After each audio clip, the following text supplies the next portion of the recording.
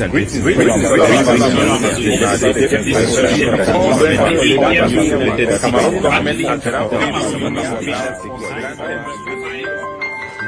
to the program, Amber, This Week. Block by block, neighborhood by neighborhood's introduction is the most efficient form of guerrilla warfare and has proven to be the most effective strategy to prosecute the war against Cameroon's occupation. Ever since its introduction, it has limited the casualties on the side of Ambazonian nationalist fighters in huge numbers, while damaging the invincibility of Cameroon's forces, spreading them all over Amberland. Paul Biya's army, after losing 5,000 and more soldiers, is in the same position like that of the Duke of Old, the Grand Duke of York, who had 10,000 men. He marched them up to the top of the hill and marched them down again with no success. When they were up, they were up. And when they were down, they were down. When they were only halfway up, they were neither up nor down. Complete failure. So now they had to devise another game plan. Thus led to the rise of Cambazonians and enablers. Destroy the house from within. Cameroon calls Ambazonia freedom fighters criminals because they have proclaimed the independence of Ambazonia and set up national institutions to run their affairs, thereby distancing themselves from Cameroon's occupation and exploitation. Cambazonians, who are enablers and infiltrators of Cameroon, call Ambazonia freedom fighters criminals because they have been paid to destroy Ambazonia from within. Hence, they are angry that Ambazonia freedom fighters are making it difficult for them to earn the salary for which they have been paid to perform their dirty job. Ambazonia freedom fighters say that Ambazonia is for Ambazonians. Hence, Cameroon and her agents should leave Ambazonia. But Cambazonians insist that Cameroon and her agents still have a place in Ambazonia because Ambazonia has not been liberated yet. Ambazonians insist on no Cameroon vehicle number plates in Ambazonia. Cambazonians say this measure will increase criminality, thus they campaign for the maintenance of the Cameroon vehicle number plates. Ambazonia freedom fighters pass an order that all companies in Ambazonia should pay liberation taxes and rename their companies with Ambazonia as the country in which they are operating. Cambazonians say that we are not supposed to be collecting taxes because we have not yet liberated the homeland. They are comfortable with Camwater, Hizakam, Camtel, MTN Cameroon, etc. Company staffs collecting taxes from our people are arrested, and Cambazonians say they should not be arrested because they are just trying to do their job to earn their daily bread. Ambazonia freedom fighters stop Hizakam, a foreign monopoly company, from pretending to be collecting refuse from Bamenda and reaping billions of francs, doing no work as our people go without jobs and the cantons go bankrupt. But Cambazonians say we should stop disturbing the company because it is cleaning the town. They run anti-revolutionary campaigns in support of Hizakam, but fail. Ambazonia freedom fighters succeed to kick out Hizakam and engage local companies to clean the town, thus giving jobs back to our people and improving on their livelihoods. Ambazonia freedom fighters insist that only community schools following Ambazonia's curriculum of education should operate in Ambazonia. But Cambazonians say no.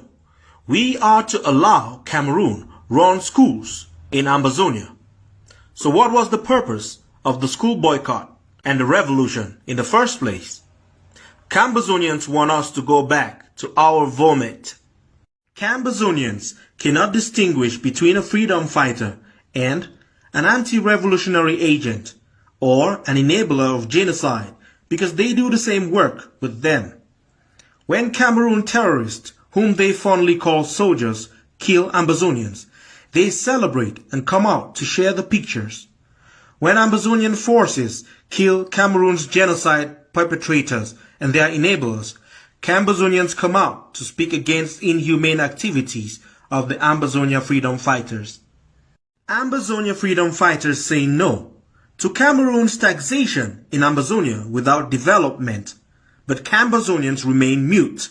Ambazonia freedom fighters levy taxes on their people in liberated areas in order to raise funds and run local liberation affairs and maintain peace and order. Cambazonians put up a sustained campaign against it while providing no alternative for them to raise money after they had worked closely with embezzlers of huge liberation funds to ruin the war chase. It is clear from the activities of Cambazonians that they don't want Ambazonia to be free or independent and prosperous. When you see a Cambazonian, tell them who they are. Let them go and join Cameroon openly instead of pretending that they are speaking for you while opening entry roads for Cameroon to occupy our homeland and continue their genocide against our people forever and ever. There is joy in the camp of Cambazonians and sadness on the side of Ambazonian Nationalist for one of the most eloquent communicators who doubled as deputy of the ADF and spokesperson for the AGOVC, Capo Daniel, has resigned from both key posts of responsibility. It came with a shock on the 8th of April. Communication came from the office of the leader of the Ambazonia War of Liberation, Dr. Cho Lucas Ayaba, who stated he had accepted Mr. Ngong Daniel's resignation, thanking him for his service to the nation. The great question of the day is why Mr. Daniel will resign at such a time that the people needed him the most. He was very effective in his style of communication, stood firmly against Cambazonians, openly attacked La République du Cameroun schemes against our people, built a firewall against lies, propaganda, anti-revolutionary activities, tribalism, nepotism, and the wicked black man syndrome. The following is an interview I had with Capo Daniel on his reasons for resigning. Mr. Daniel, did you resign or you were fired? Yes, I did resign from my position, both from the Governing Council and the Ambazonian Defense Forces.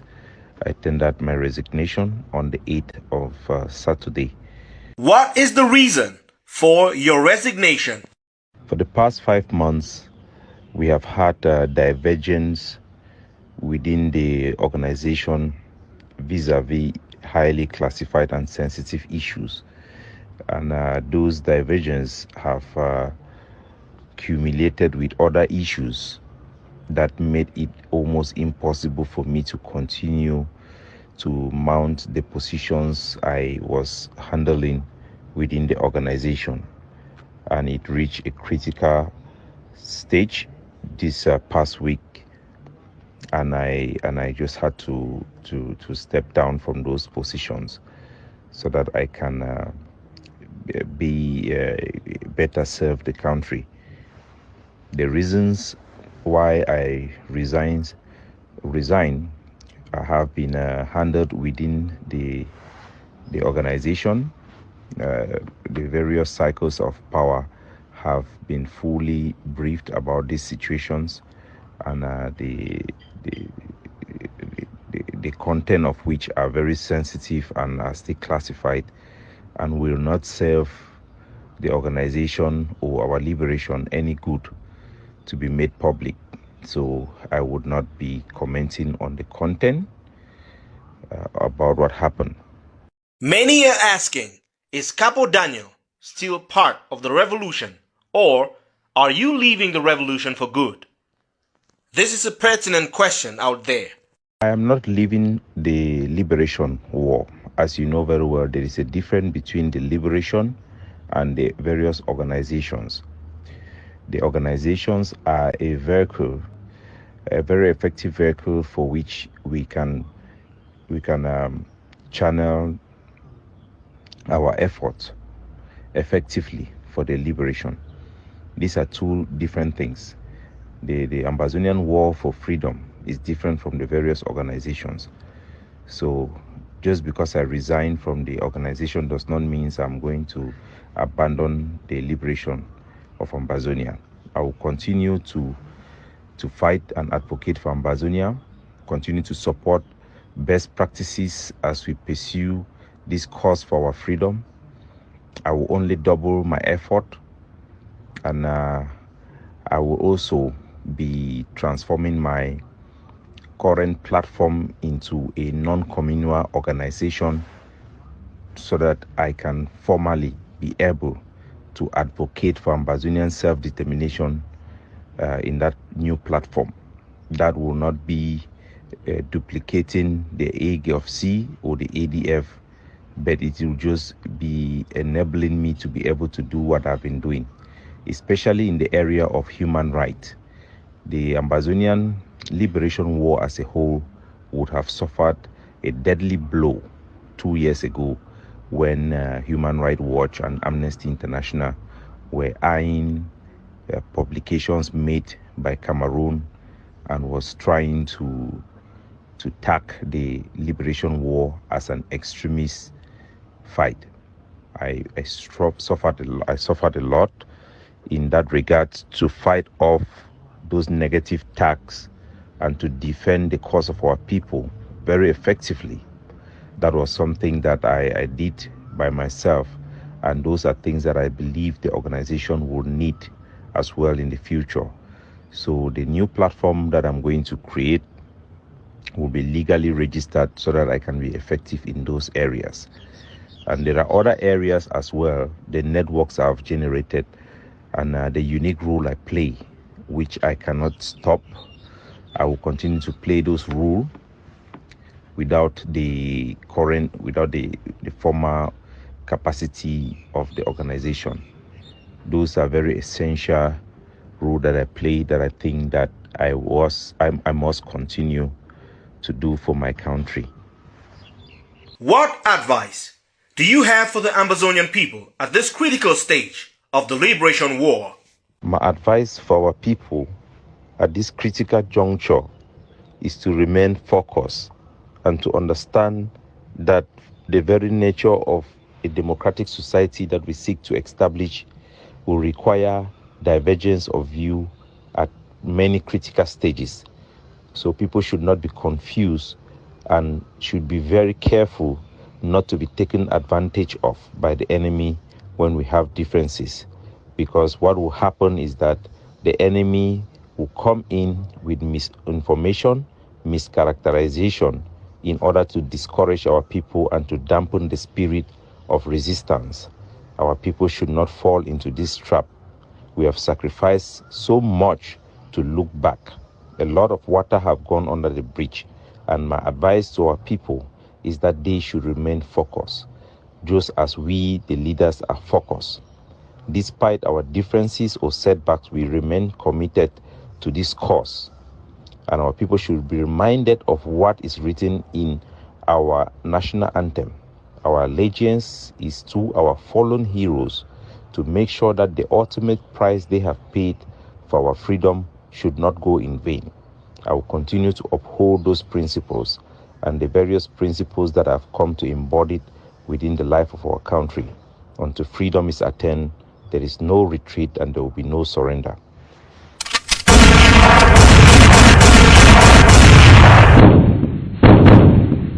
Reports coming in is that Cameroon soldiers have surrounded Momo, Bui, and Gokatunja, trying to fight the Nationalist forces and capture their leaders. We will keep you updated on events about the war for liberation of the people of Ambazonia on this program, Amba This Week. We are in battle in this war.